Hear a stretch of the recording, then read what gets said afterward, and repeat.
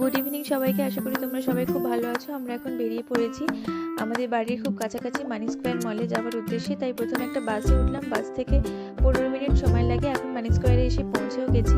আমাদের বাড়ির খুব কাছাকাছি মানি স্কোয়ার মল, তাই আসতে খুবই ভালো লাগে। তো সেদিন সন্ধ্যেবেলায় মোটামুটি খুব ভিড়ই ছিল।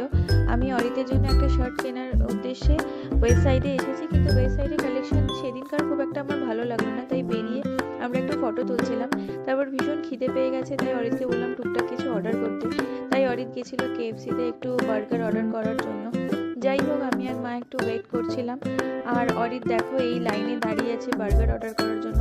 মা সেদিন কিছুই খাবে না বলেছিল, তাই আমার আর ওর জন্য ও দুটো ক্লাসিক জিঞ্জার বার্গার অর্ডার করেছিল। আর দেখো বার্গারটা দেখতে খুবই টেস্টি লাগছে, আর ভীষণ খিদে পেয়ে গেছিলো। তো আমরা বার্গারটা খেতে খেতে ভীষণ এনজয় করলাম। তারপর দেখো আমরা সন্ধে অনেকটাই হয়ে গেছিলো বলে এখন বাড়ি চলে যাচ্ছি। তাই ওখান থেকেই আবার একটা বাস ধরে